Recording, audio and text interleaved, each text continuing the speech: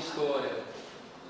Eu estou atualmente estudando história e esse é um tema predileto meu, um tema favorito. E Joana d'Arc é uma personagem da história muito especial, mas não só da história geral, que é a história que eu estudo, mas é também da história espírita, né, que é um campo onde a gente procura o aperfeiçoamento espiritual. Falar de Joana d'Arc, na medida em que a Isabel vinha falando aqui, eu fiz uma relação entre a Joana d'Arc e o Miguel.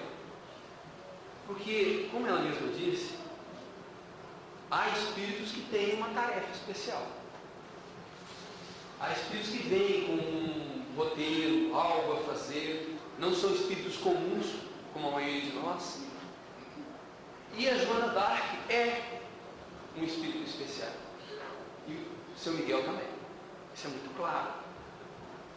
Mas agora nós vamos, para poder contar a história da Joana d'Arc, em breves linhas mesmo, porque seria impossível falarmos de Joana d'Arc num tempo pequeno que seja, nós temos que dar um retorno, uma volta ao passado. E é uma volta histórica, é uma viagem histórica que nós vamos fazer. Nós vamos lá para a Europa, na Europa do século XIV, aliás, do século XV, a transição do século XIV para o século XV. E embora a gente hoje em dia, aqui na Terra, em qualquer lugar do mundo, a gente reconheça os lugares como constituídos por países. Aqui na América do Sul nós temos o Brasil, temos Peru, Argentina. Naquela época não existia isso.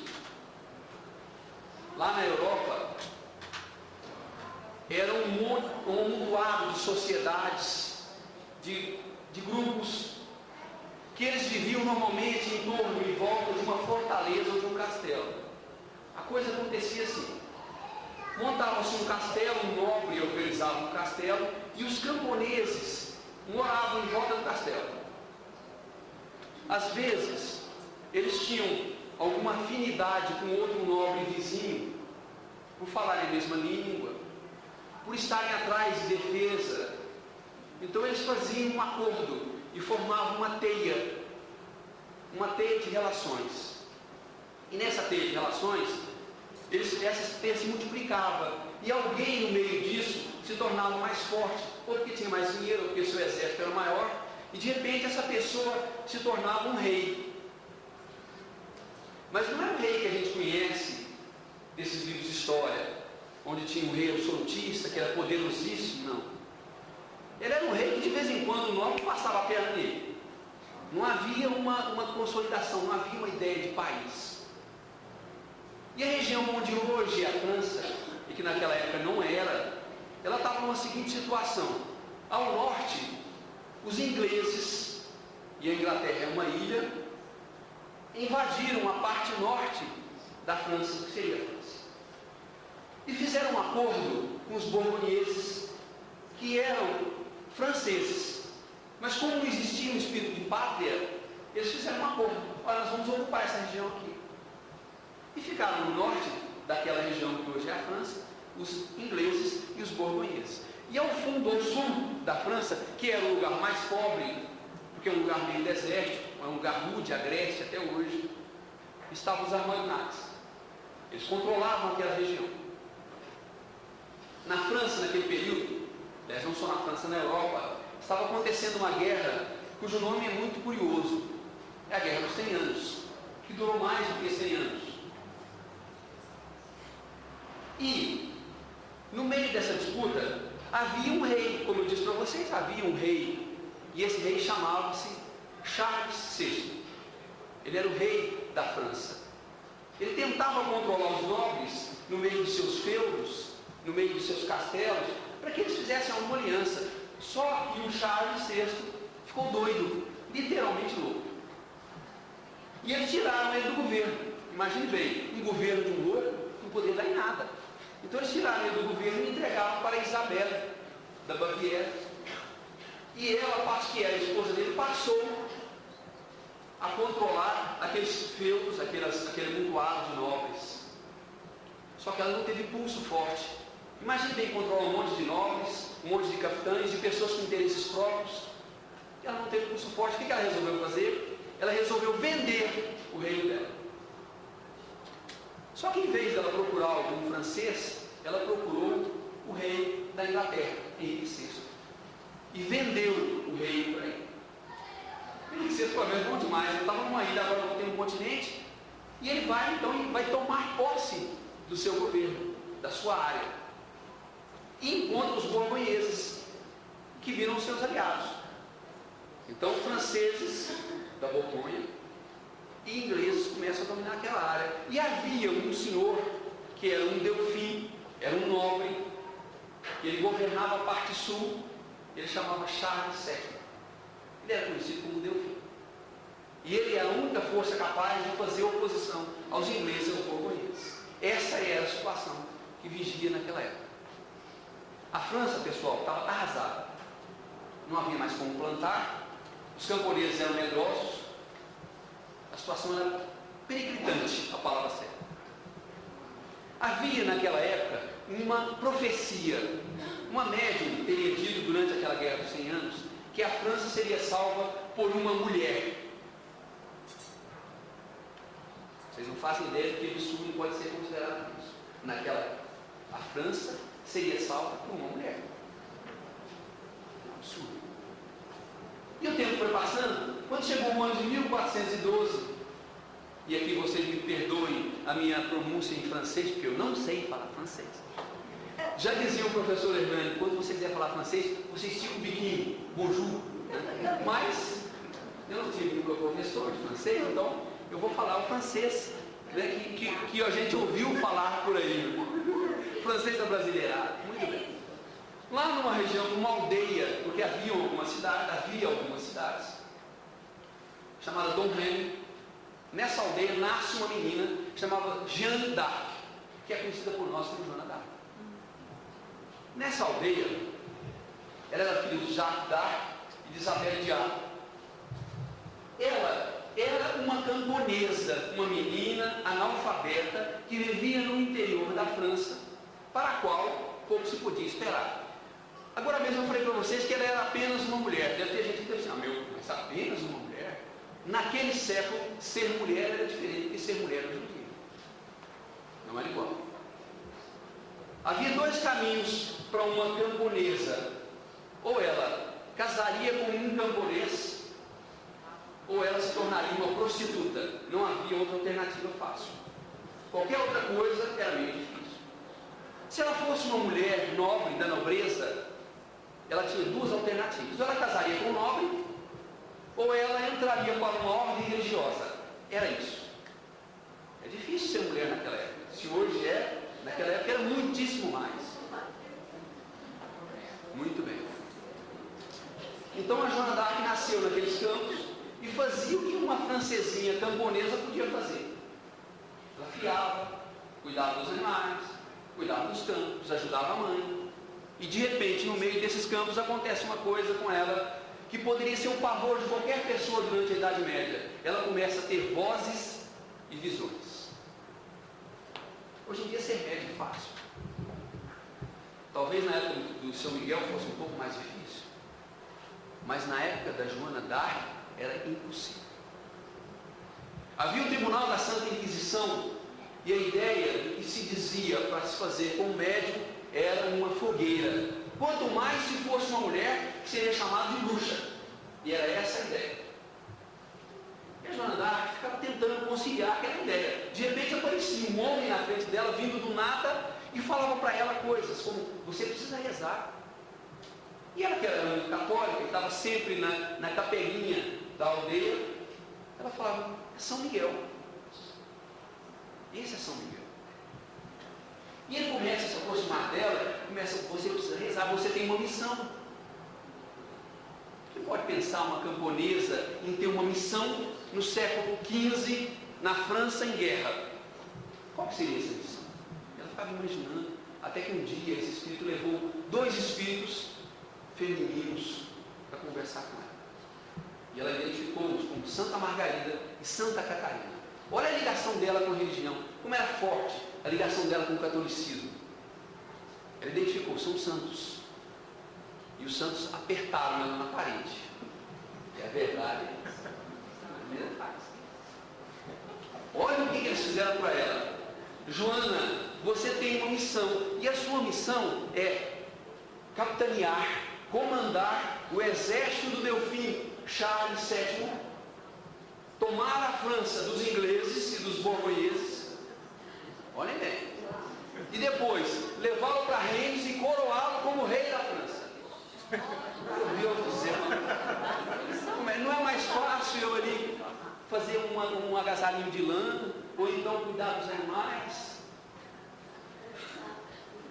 Enquanto isso, seu pai, o Jacques, estava começando a ter uns sonhos premonitórios, e eles diziam sonhos que a filha dele, a Joana d'Arc, sairia liderando um exército dali, de onde ela morava. Ele não teve dúvida, deixou para os filhos dele o recado: se acontecer isso, se eu estiver vivo, eu afogo ela. Se eu não afogar, vocês vão e afogam. Falou com os irmãos dela: é impossível, inadmissível. Nós não podemos pensar que uma menina vai cuidar de um exército. E a Jana então era atormentada por essas visões. E o São Miguel: você precisa liderar, você precisa levar o Delfim, coroá-lo, torná-lo rei da França. E aquela situação, ela foi chegando a um determinado momento e pressionaram de tal forma que ela falou: eu preciso procurar uma alternativa. Qual seria a alternativa? Eu vou procurar um capitão do Delfim. Mas como é que eu vou lá? Ele mora longe. Então eu preciso de alguém que me leve lá. Mas é preciso de alguém de confiança. Então ela procura um tio dela, o Lachar, e pede a ele que a leve até Vaucouleurs, que era um lugar onde tinha um senhor chamado Robert Baudricourt. Esse homem é que levaria ela até o Delfim. Era essa a ideia que ela tinha. E essa ideia que os Espíritos tinham dito para ela que ela faria. Bom, então se é assim, eu vou. Chama o tio, o Lachar, e fala: me leve até Vaucouleurs. Ele falou: meu Deus, você o quê? Eu preciso conversar com o capitão. Conversar com o capitão? Uma menina camponesa, analfabeta, pé no chão, vai falar o quê com o capitão? Mas ela tanto insistiu que ele não. Imaginemos bem o salão onde estava o Robert Baudricourt, recebendo as pessoas interessadas em diversas coisas, e chega o Lachar e fala assim: capitão, o senhor poderia me autorizar a dirigir a você? Sim. Eu tenho aqui a Joana d'Arc, filha de Jeanne d'Arc, Jacques d'Arc, e eu gostaria que ela dissesse umas palavras. Era meio estranho, pessoal. Muito estranho. Uma mulher procurar um capitão para falar com ele qualquer assunto que fosse. E ela foi, tomou de coragem, chegou e falou assim: nobre capitão, eu preciso que você me dê uma escolta que vai me levar até onde está o Delfim, o Charles VII. Ele vai me dar um exército, eu vou tomar uma cidade e vou levá-lo a Reims e coroá-lo como rei da França. Tirem-o daqui. Pode tirar daqui. É uma louca. É uma louca. Não é possível. Não tem como conceber uma coisa como essa. E ela vai embora, entristecida, e os espíritos insistindo: volte, procure. Ele vai lhe dar o exército. Mas eu já fui, não foi possível. Eu conversei com ele, ele nem quis me ouvir. Mas volte lá. Volte lá, dessa vez nós vamos te dar um trunfo na mão. Então ela foi. Novamente vai atrás do tio. Incrédulo, o tio fala: mas de novo? Eu vou voltar lá novamente, sim. E chega até o capitão e fala: capitão, tem aqui novamente a Joana d'Arc. Não é possível. Não, ela tem uma coisa a lhe dizer. E a Joana d'Arc aproxima-se dele e fala: nesse momento, agora, exatamente nesse momento, está havendo uma batalha perto de Orleans e os franceses vão perdê-la. E vai ser um posto-chave que eles vão perder. Naquela época não tinha telefone, não tinha teléfono, não tinha internet, nem mensagem. As mensagens caminhavam por cavaleiros. Na região onde moravam, até onde havia batalha, eram 11 dias de viagem só. Baudricourt falou: pode ir embora. É inadmissível isso. Como é que você pode saber de uma coisa dessa? Uma semana depois ele entra na casa de Jeanne d'Arc e pergunta: como é que você sabia? Sabia como? Como é que você sabia da batalha? Como é que você sabia da vitória dos ingleses sobre os franceses? francesa, uma vitória a princípio impossível. Foram as vozes que me disseram. Foi São Miguel que me disse que essa batalha aconteceria. Assustado, ele fala, é bruxa. Chama um padre e pergunta, analise, essa menina tem que ser bruxa. Na hora que o padre se aproxima dela, como ela era católica, ela cai de joelhos em frente a ele e fala, eu sou temente a Deus, eu acredito nos santos da igreja, e estou aqui, de coração aberto, e o meu propósito é unicamente cumprir a minha missão. O padre não tem dúvidas, essa menina é pura, pode acompanhá-la, dê-lhe o que ela quer. E assim o Baudricot dá uma escolta.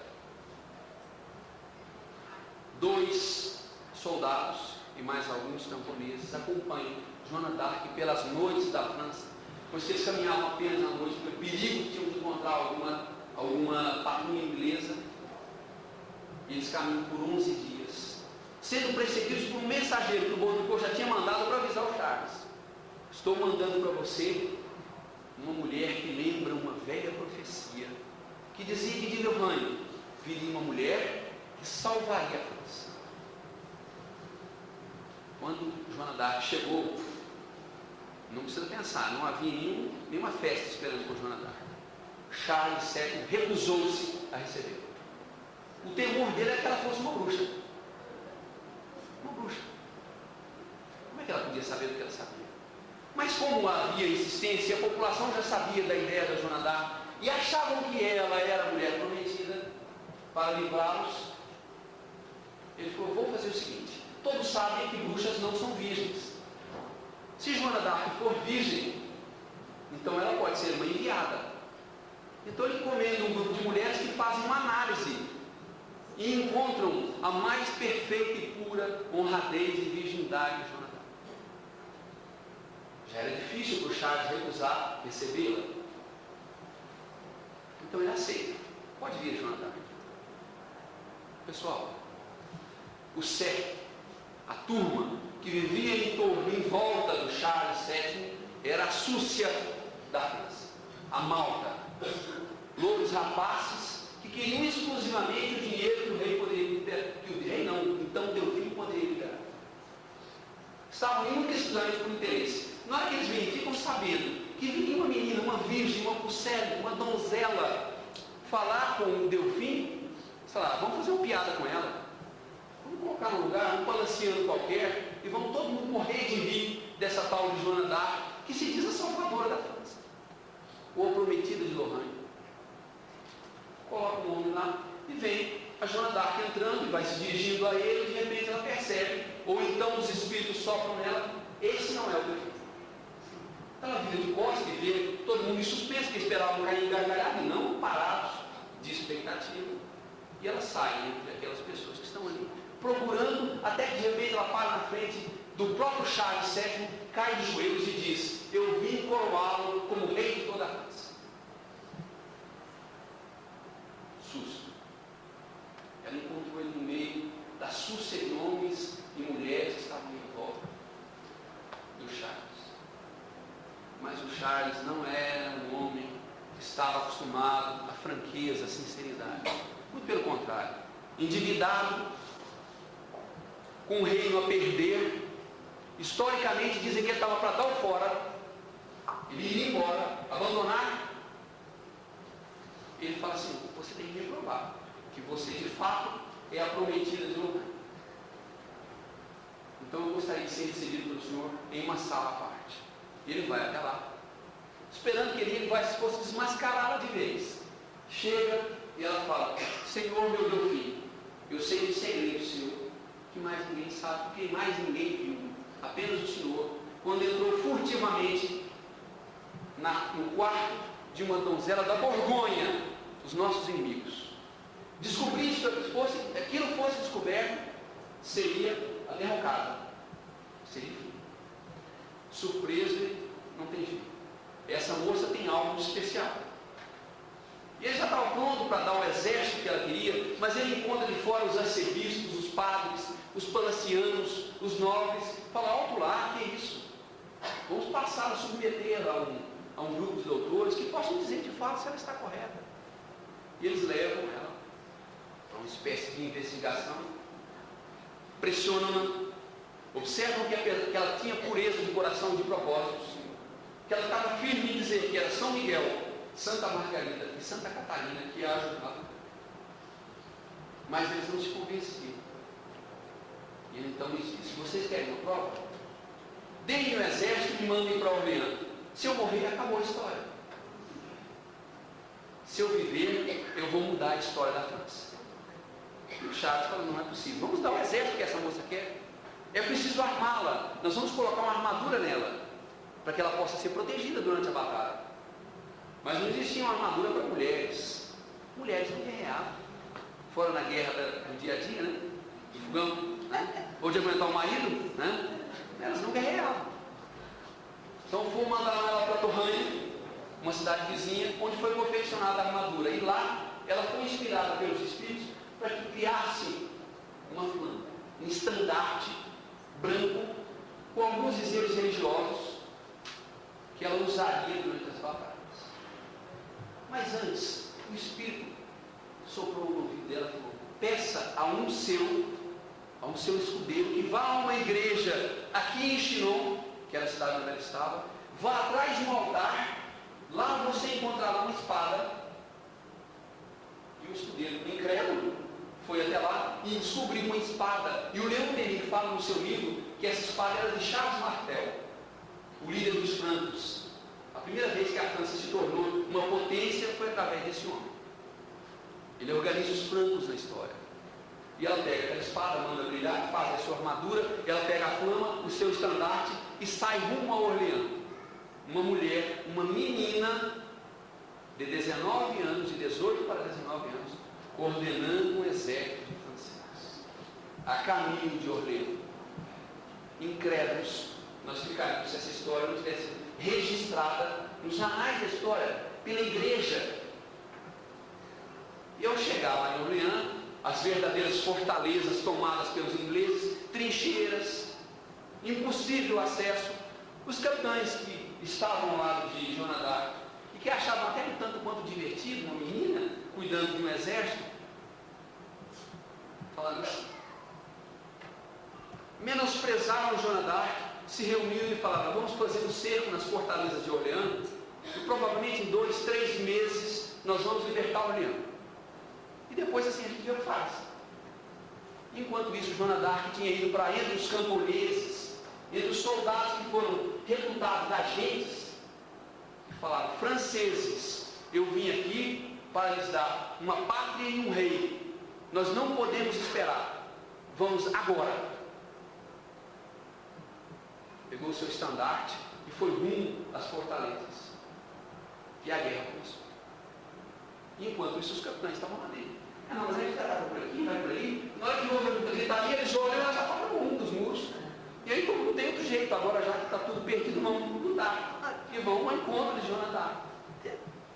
E na hora que ela está próxima da muralha, um soldado inglês consegue acertá-la no peito. Um pouco assim. E ela cai. Quando ela cai, os nobres já está vendo, nós falamos, foi precipitado, não sei o que lá mais, recolhe a Joana d'Arc e leva ela para lá. E os franceses, vendo que a sua Pucelle, a sua donzela prometida que libertaria a França, caiu, ficaram assustados e começaram a recuar. Mas Joana d'Arc sabia. Os espíritos tinham dito que ela seria ferida, mas não gravemente. Na hora que ela recobra os sentidos, onde estão os soldados? Eles estão batendo em retirada. Ela fala: de forma nenhuma, põe minha armadura novamente. Eles colocam a armadura, ela pega o estandarte e vai à frente na medida que os franceses estavam voltando e veem ela seguindo novamente para a muralha. Não é possível, essa mulher é de ferro. E vão atrás dela e conseguem derrubar Orleans, tomar as mãos dos ingleses. O que duraria 2, 3 meses, durou algumas horas. Eles tomaram, simplesmente tomaram Orleans. Vocês fazem ideia do que é isso? Uma menina empunhando um estandarte, conduzindo um exército, com a espada colocada no cinto, sem sequer tocar nela, levou um exército à vitória contra os ingleses. Isso Gente, isso saiu pela França igual um rastilho de pólvora quando está procurando um barril para explodir. A história começou a se multiplicar e todo mundo ficou sabendo que o Célebre tinha libertado Orleans. E por isso ela é conhecida hoje em dia como a donzela de Orleans. A Virgem de Orleans. Ela libertou Orleans. E antes que se sentasse nos louros da vitória, ela se lembrou que ela tinha uma outra tarefa, que era colocar a coroa na cabeça de Charles, o Delfim. Então ela foi ao encontro dele e encontrou um homem entregue aos prazeres da carne, desfrutando da vitória de Orleans. Vamos, Charles, nós precisamos ir a Reims, que é um lugar onde tradicionalmente os reis franceses eram coroados. Nós precisamos ir lá. Nós precisamos colocar-lhe a coroa na cabeça. Não, deixa para depois. Vamos ficar por aqui um tempo. Nós precisamos ir agora. E os camponeses, sabendo da vitória de Joana d'Arc, vinham de todos os lados e de repente eles tinham nada mais, nada menos do que 20.000 soldados nas portas do Charles, o Delfim, prontos para a guerra.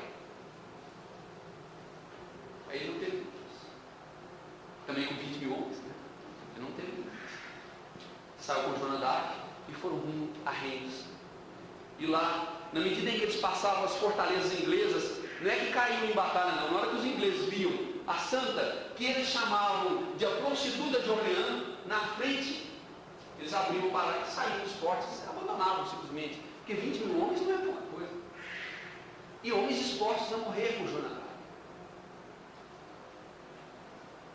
Assim, ele foi coroado como o rei da França.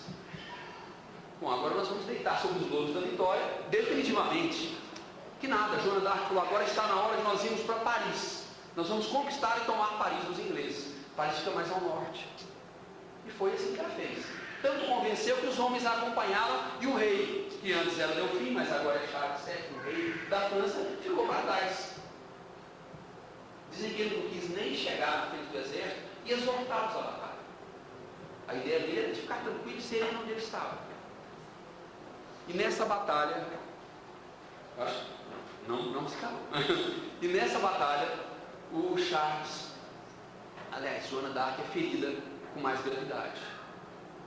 Ela é retirada, gravemente enferma, e levada para as proximidades onde estava o acampamento dos franceses. E nesse intervalo, o Charles, que não queria nada com a dureza, mandou destruir todas as pontes que ligavam o lugar onde estava Paris, para evitar que Joana investisse novamente sobre a cidade. Na hora que ela acordou, não tinha jeito de fazer mais nada. Não tinha como tomar Paris. Aí, a história de Joana d'Arc começa a mudar exatamente nesse ponto. Dá uma guinada. Ela começa a perceber que não tinha apoio do Charles. E começa a fazer pequenas batalhas. Briga aqui com o forte, ganha uma batalha aqui, perde outra ali. E havia no palácio do agora rei uma coisa que estava incomodando todo mundo. Será que essa tal Joana d'Arc não quer se tornar a rainha da França? Era o que pensavam os palacianos. Será que depois de tomar mais outras terras, ela não vai se declarar a rainha da França e teria ela o apoio de todos os franceses, incondicional, de todos os camponeses e de alguns nobres? Mas ninguém conhecia exatamente Joana d'Arc, ela não estava ali para isso. O objetivo de Joana d'Arc era outro. E o que ela faz? Ela continua nas suas batalhas. E o Charles VII chama ela para que ela vá até a corte, para passar uma temporada ali. Quem sabe eles davam uma abafada nela, e ela ficava simplesmente caindo no esquecimento. E ela vai.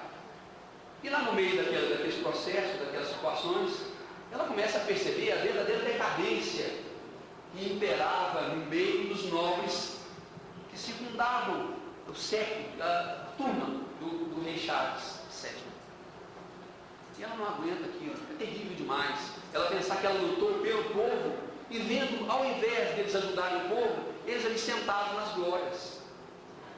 E ela resolve uma determinada noite sair e voltar. Encontra um grupo de soldados fiéis a ela e vão para a batalha novamente, ao encontro de novas batalhas. E Joana d'Arc fica lutando com os ingleses, uma chamada guerra de guerrilha. Ela encontrava um posto, atacava ele, minava as forças e voltava. Joana d'Arc não pegava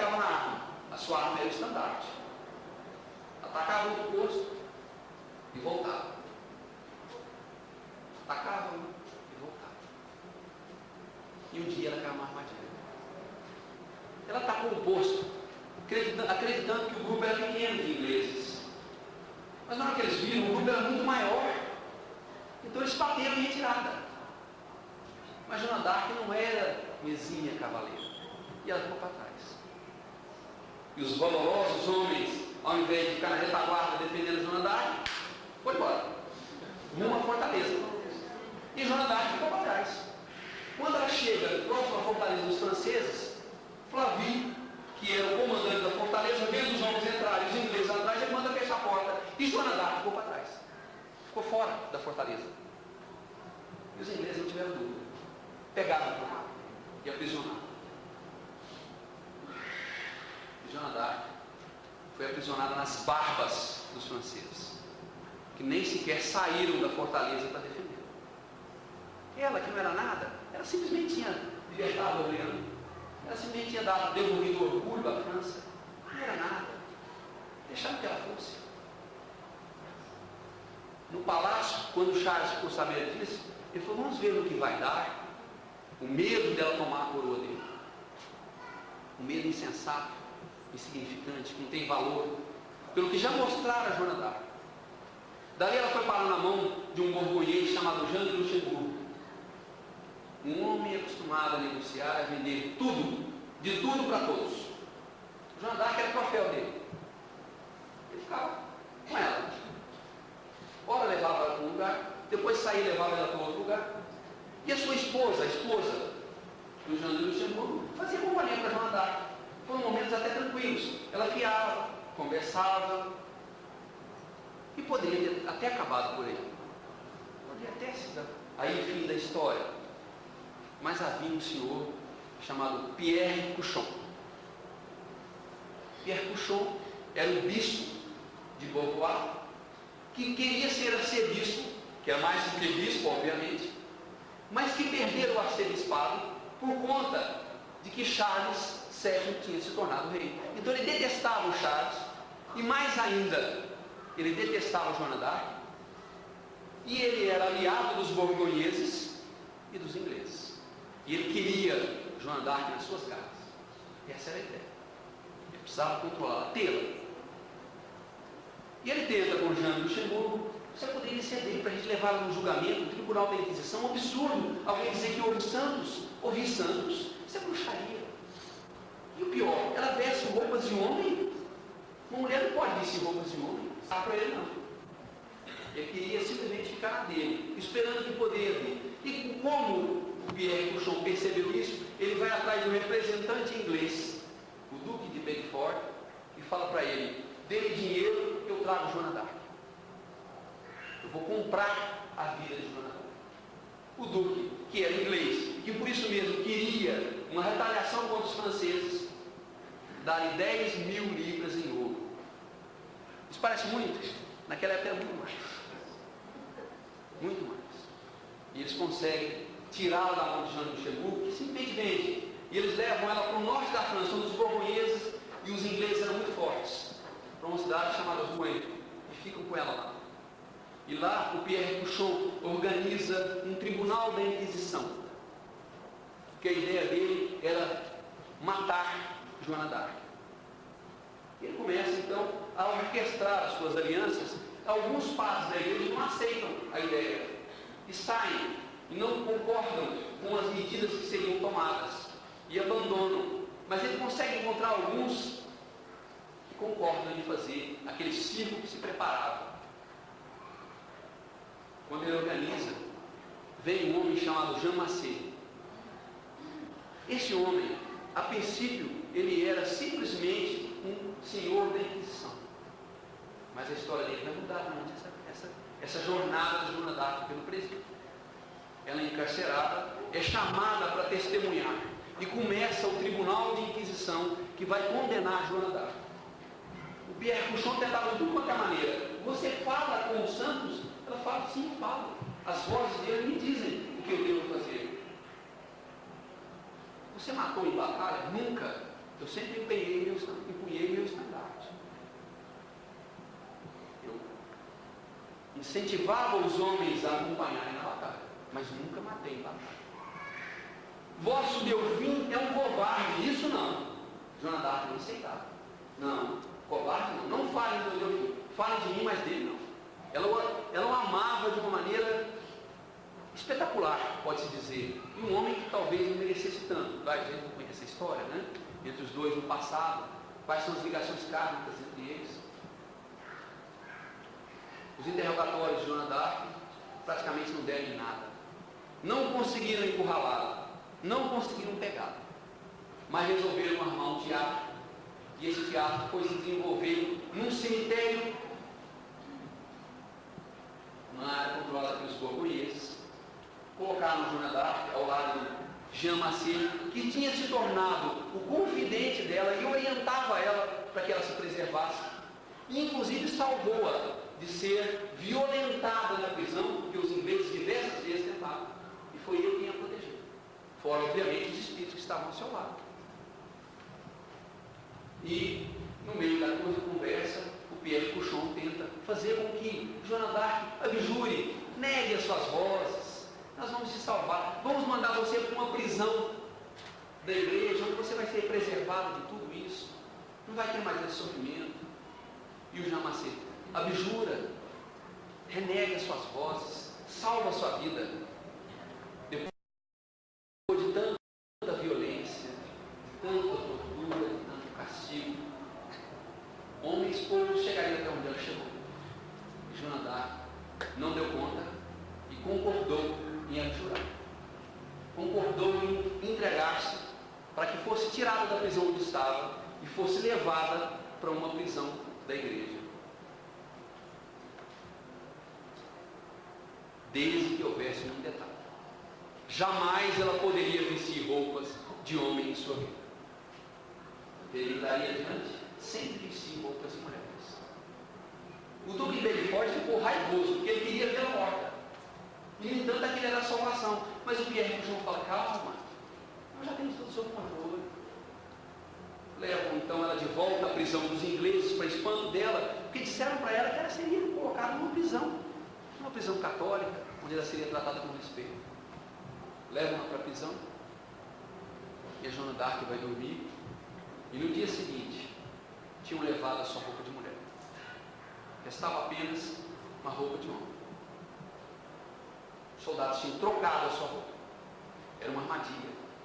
O Pierre Cauchon já vinha ali.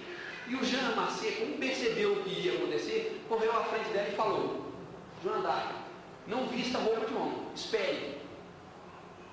Nós vamos arrumar essa situação. Ela fala: não, eu estive com Santa Margarida, Santa Catarina, e elas me disseram que chegou a hora de eu provar a minha fé.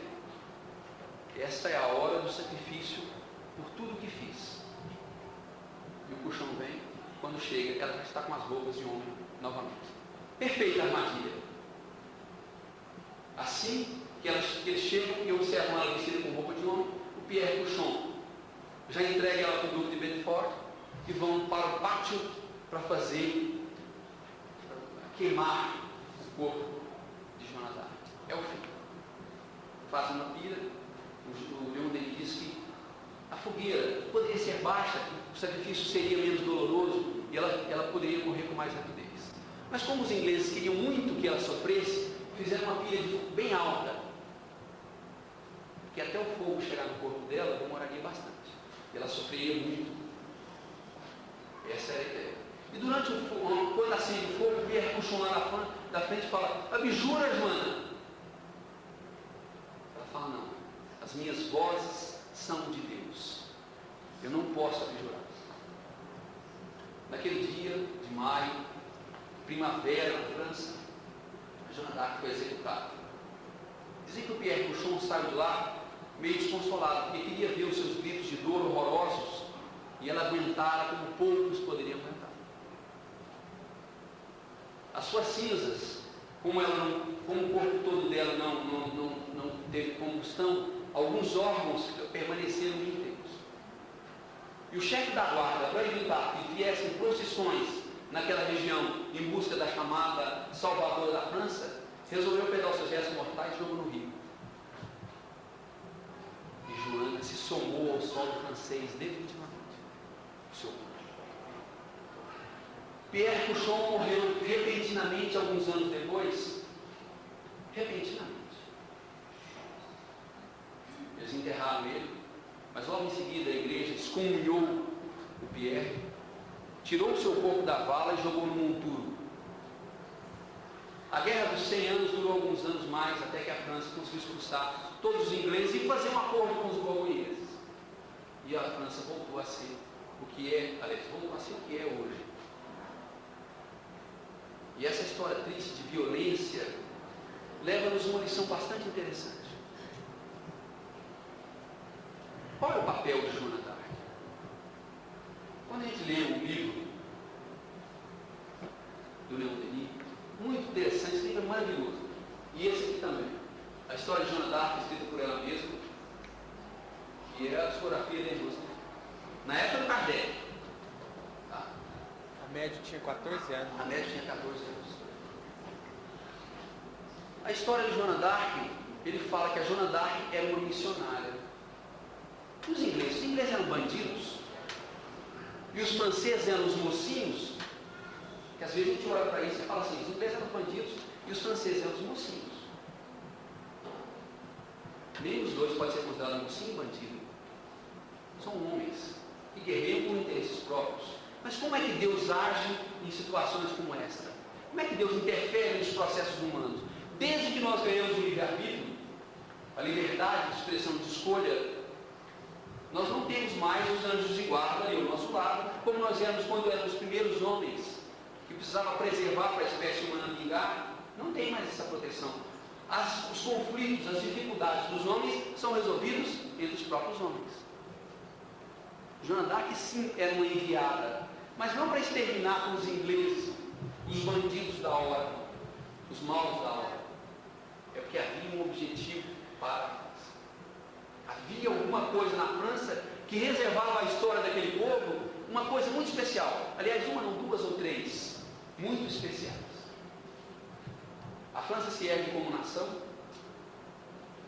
Depois, mais tarde, ela vai fazer vai acontecer na França um processo singular, que é chamado a queda da Bastilha, a Revolução Francesa, que muda a história e a face de todo mundo, através de influência de alguns franceses iluminados de alguma forma.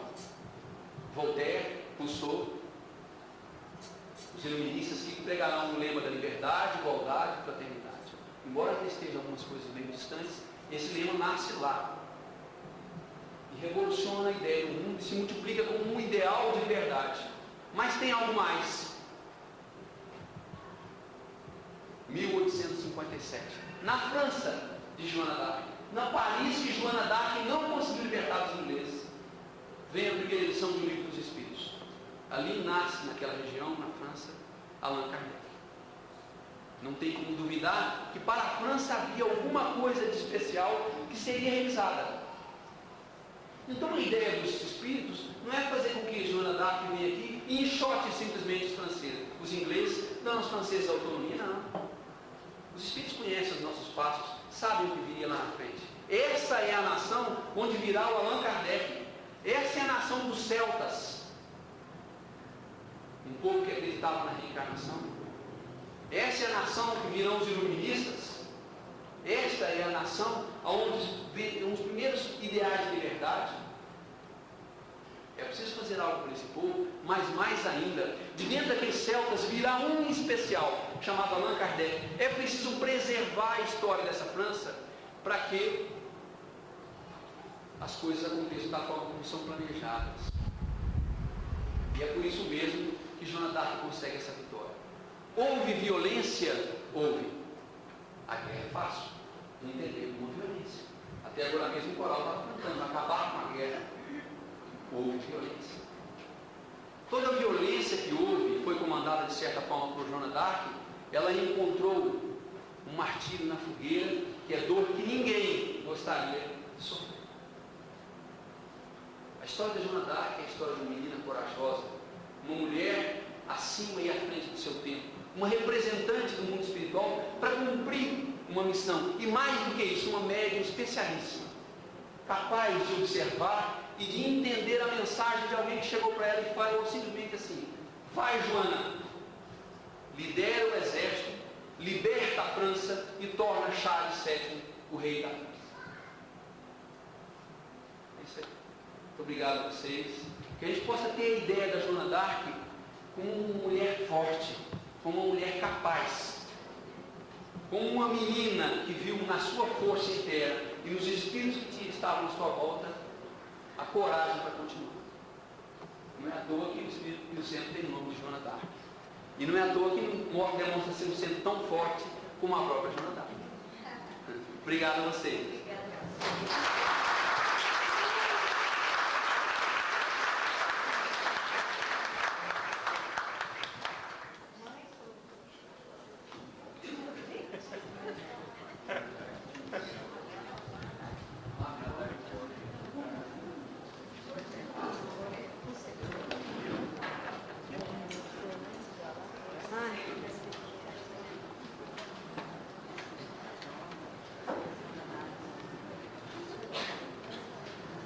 Queremos, neste momento,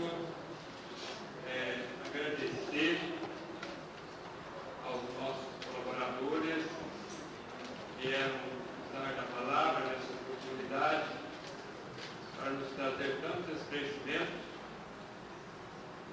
Isabel Augusto, nosso governo de grupo, e como homenagem a eles, agradecimento, nós vamos pegar algumas flores que a Evaldo nos ajudar, para a Isabel, que ela vem aqui, e para a nossa irmã Lúcia, esposa do companheiro de curso, que Deus que ela vem aqui.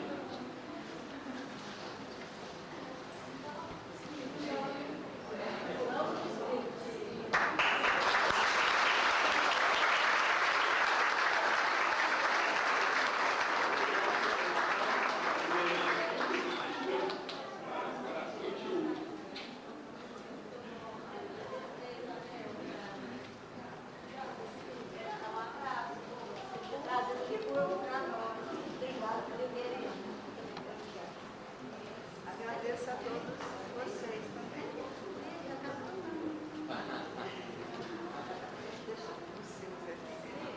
Muito obrigada a todos. Pessoal, gente, a Isabel, ela edita o jornal Correio Fraterno do ABC, acho que nós achamos Correio Fraterno, né, Isabel? Do ABC tá antigo. E ela trouxe alguns